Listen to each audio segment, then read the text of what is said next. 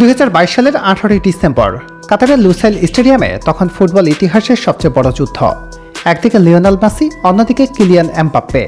বিশ্বের কোটি কোটি মানুষ তাকিয়েছিল বিশ্বকাপ ট্রফির দিকে। সবাই দেখছিল মেসিকে, সবাই দেখছিল আর্জেন্টিনাকে, কিন্তু খুব কম মানুষই খেয়াল করেছিল সেই মানুষটিকে, যার গল্পটা হয়তো পুরো বিশ্বকাপ জয়ের গল্পের চেয়েও বেশি অবিশ্বাস্য। একজন মানুষ যাকে শৈশবে প্রায় 26টি ফুটবলের বিনিময়ে বিক্রি করে দেওয়া হয়েছিল, যার বাড়ির দেওয়াল কয়লার ধোঁয়ায় কালো হয়ে গিয়েছিল, যার মা প্রতিদিন মাইলের পর মাইল সাইকেল চালিয়ে ছেলেকে অনুশীলনে নিয়ে যেতেন, যাকে একদিন কোচ বলেছিলেন তুমি জীবনে কোনো কিছুই করতে পারবে না, যে 2024 সালে বিশ্বকাপ ফাইনাল না খেলতে পেরে শিশুর মতো কেঁদেছিল, আর ঠিক 8 বছর পর বিশ্বকাপ ফাইনালে গোল করে আর্জেন্টিনাকে বিশ্ব চ্যাম্পিয়ন বানাতে সাহায্য করেছিল। তিনি অ্যাঞ্জেল ডি মারিয়া। অনেকের কাছেই তিনি শুধু একজন ফুটবলার, কিন্তু যারা ফুটবলের ইতিহাস জানে তারা জানে আর্জেন্টিনার বিশ্বকাপ জয়ের পিছনে সবচেয়ে বড় কারিগরদের একজন ছিলেন এই মানুষটি। এটি তার গল্প। 1988 সালের 14 ফেব্রুয়ারি আর্জেন্টিনার রোজারিও শহরে জন্ম নেওয়া অ্যাঞ্জেল ফাবিয়ান ডি মারিয়া। মজার বিষয় হলো এই একই শহরে জন্মেছিলেন লিওনেল মেসি, কিন্তু ডি মারিয়ার শৈশব ছিল দরিদ্রের আর সংগ্রামে ভরা। তার বাবা এবং দাদা দুজনেই একসময় ফুটবল খেলতেন, কিন্তু ইনজুরি আর দুর্ঘটনায় তাদের স্বপ্ন ভেঙে দিয়েছিল। পরিবার চালানোর জন্য তার বাবা কাজ নেন কয়লার খনিতে। এটি ছিল এমন এক কাজ যা করতে চাইতো না প্রায় কেউই। দিনের পর দিন কয়লার ধুলো আর কালো ধোঁয়ার মধ্যে কাজ করতে হতো তাকে। পরিস্থিতি এতটাই কঠিন ছিল যে ছোট ডি মারিয়া ও তার 2 বোনকেও বাবাকে সাহায্য করতে হতো। পরবর্তীতে ডি মারিয়া বলেছিলেন, কয়লার ধোঁয়ায় আমাদের বাড়ির সাদা দেওয়ালগুলো কালো হয়ে গিয়েছিল।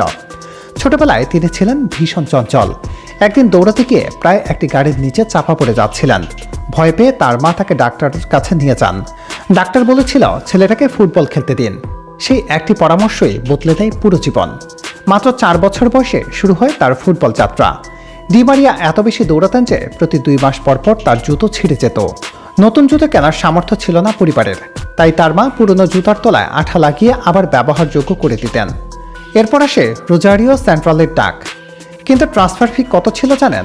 মাত্র 26টি ফুটবল। আজকের কোটি কোটি ডলারের ফুটবল বাজারের বিষয়টি অবিশ্বাস্য মনে হলেও সেটি ছিল বাস্তবতা। ক্লাবটি তাদের বাড়ি থেকে অনেক দূরে ছিল, গাড়ি বা বাসে যাওয়ার সামর্থ্য ছিল না, তাই তার মা প্রতিদিন সাইকেলের পেছনে বসিয়ে তাকে অনুশীলনে নিয়ে যেতেন। রোদ, বৃষ্টি কিংবা ঝড় কিছুই একজন মায়ের স্বপ্নকে থামাতে পারেনি। কিন্তু ফুটবলের মাঠেও তার জীবন সহজ ছিল না। তিনি ছিলেন রোগা, পাতলা ও শারীরিকভাবে দুর্বল। একদিন অনুশীলনের সময় হেড করতে ভয় পায় কোচ সবার সামনে তাকে অপমান করে। কোচ বলেছিল তুমি কাপুরুষ, তুমি অপদার্থ, তুমি কোনোদিন কিছু করতে পারবে না। সেদিন কান্নায় ভেঙে পড়েছিলেন ডি মারিয়া। বাড়ি ফিরে মাকে বলেছিলেন আমি আর ফুটবল খেলবো না, কিন্তু তার মা হার মানেনি। পরদিন তাকে আবার মাঠে পাঠিয়ে বলেছিলেন যাও, ওদের তুমি ভুল প্রমাণ করো। 16 বছর বয়সে তার বাবা তাকে একটি আলটিমেটাম দেন, আর 1 বছরের মধ্যে পেশাদার চুক্তি না পেলে তাকে কয়লার খনিতে কাজ করতে হবে। কিন্তু ভাগ্য যেন অপেক্ষা করছিল। ঠিক সেই বছরই রোজারিও সেন্ট্রালের মূল দলে ডাক পান তিনি। সেখান থেকেই শুরু হয় উত্থান। 2007 সালের অনূর্ধ্ব-20 বিশ্বকাপে দুর্দান্ত পারফরম্যান্সের পর তাকে দলে ফিরায় পর্তুগিজ ক্লাব বেনফিকা। নতুন দেশ, নতুন ভাষা, নতুন সংস্কৃতি। শুরুর দিনগুলো কঠিন ছিল, কিন্তু 2008 সালে বেইজিং অলিম্পিক তার জীবন বদলে দেয়। সেই টুর্নামেন্টে লিওনেল মেসির সঙ্গে খেলেন তিনি। ফাইনালে নাইজেরিয়ার বিপক্ষে তার করা একমাত্র গোল আর্জেন্টিনাকে এনে দেয় অলিম্পিক স্বর্ণপদক। সেই মুহূর্ত থেকেই পুরো বিশ্ব তাকে নতুনভাবে চিনতে শুরু করে। বেনফিকায় তিনি ধীরে ধীরে হয়ে ওঠেন দলের সবচেয়ে গুরুত্বপূর্ণ খেলোয়াড়দের একজন। তার গতি, ড্রিবলিং এবং বাম পায়ের জাদু নজর কাড়ে ইউরোপের বড় ক্লাবগুলো। 2010 সালের 25 মিলিয়ন ইউরোর বিনিময়ে তিনি যোগ দেন রিয়াল মাদ্রিদে। সেখানে তার সতীর্থ ছিলেন ক্রিস্টিয়ানো রোনালদো, করিম বেনজেমা এবং মেসুদ ওজিলের মতো তারকারা। ধীরে ধীরে তিনি নিজেকে প্রমাণ করতে শুরু করেন। 2013-14 মৌসুমে ছিল তার ক্যারিয়ারের অন্যতম সেরা মৌসুম। রিয়াল মাদ্রিদের বহু প্রতীক্ষিত 10ম চ্যাম্পিয়ন্স লিগ জয়ের বিশাল ভূমিকা রাখেন তিনি। ফাইনালে ম্যান অব দ্য ম্যাচও নির্বাচিত হন। কিন্তু এরপরই আসে তার জীবনের সবচেয়ে বড় হৃদয় ভাঙা অধ্যায়। 2014 বিশ্বকাপ। ডি মারিয়া ছিলেন দুর্দান্ত ফর্মে। কোয়ার্টার ফাইনালে ইনজুরিতে পড়লেও ফাইনালে খেলার জন্য মরিয়া ছিলেন। তিনি ডাক্তারদের বলেছিলেন প্রয়োজন হলে ব্যথানাশক ইঞ্জেকশন দিন, আমি খেলব। কিন্তু ঠিক তখনই রিয়াল মাদ্রিদ থেকে একটি চিঠি আসে। সেখানে তাকে ফাইনাল না খেলার পরামর্শ দেওয়া হয়। ক্লাব চাইছিল না তার ইনজুরি আরও গুরুতর হোক। ডি মারিয়া সেই চিঠি ছিঁড়ে ফেলেছিল। তিনি খেলতে চেয়েছিলেন, প্রাণপণ চেয়েছিলেন, কিন্তু শেষ পর্যন্ত মাঠে নামতে পারেননি, আর আর্জেন্টিনা হেরে যায় ফাইনাল। সেদিনের কান্না তিনি কোনোদিন ভুলতে পারেননি। পরবর্তীতে ক্ষোভ আর অভিমান নিয়ে রিয়াল মাদ্রিদ ছেড়ে যোগ দেন ম্যানচেস্টার ইউনাইটেডে, কিন্তু সেই অধ্যায় ছিল ব্যর্থতায় ভরা। ভুল পজিশনে খেলা, কোচের সঙ্গে মতবিরোধ, বাড়িতে ডাকাতির ঘটনা, সব মিলিয়ে এক দুঃস্বপ্ন।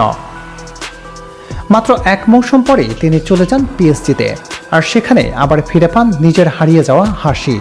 নেইমার, কাভানি এবং এমবাপ্পের সঙ্গে গড়ে তোলেন দুর্দান্ত এক আক্রমণ ভাগ। 7 বছরে জেতেন অসংখ্য শিরোপা, হয়ে ওঠেন ক্লাব ইতিহাসের অন্যতম সেরা প্লেমেকার। কিন্তু তার জীবনের সবচেয়ে বড় লড়াইটা ছিল মাঠের বাইরে। তার মেয়ে মিয়া সময়ের অনেক আগেই জন্ম নিয়েছিল। ডাক্তাররা বলেছিলেন বেঁচে থাকার সম্ভাবনা খুব কম। 2 মাস ধরে হাসপাতালের ইনকিউবেটরে মৃত্যুর সঙ্গে লড়াই করছেন ছোট্ট মেয়েটি। সেই সময়টাকে ডি মারিয়া জীবনের সবচেয়ে ভয়ঙ্কর সময় বলে উল্লেখ করেছিলেন।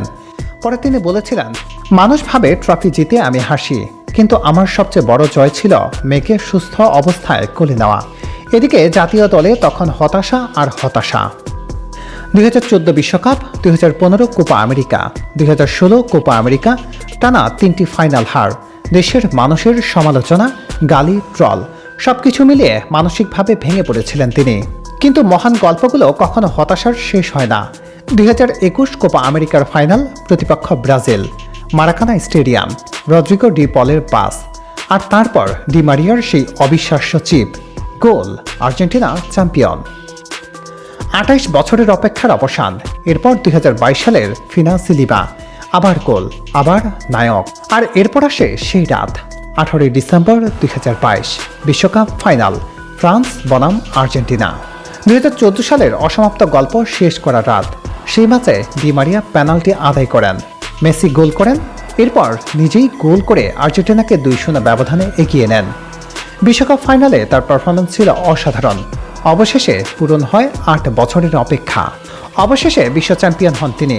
কয়লার খনির সেই শ্রমিকের ছেলে, 26টি ফুটবলের বিনিময়ে বিক্রি হওয়ার সেই কিশোর, কোচের কাছে অপমানিত সেই ছেলেটি আজ ফুটবল ইতিহাসের অমর এক নাম। অ্যাঞ্জেল ডি মারিয়া শুধু একজন ফুটবলার নন, তিনি প্রমাণ করেন যে স্বপ্ন কখনো দরিদ্রের কাছে হার মানে না।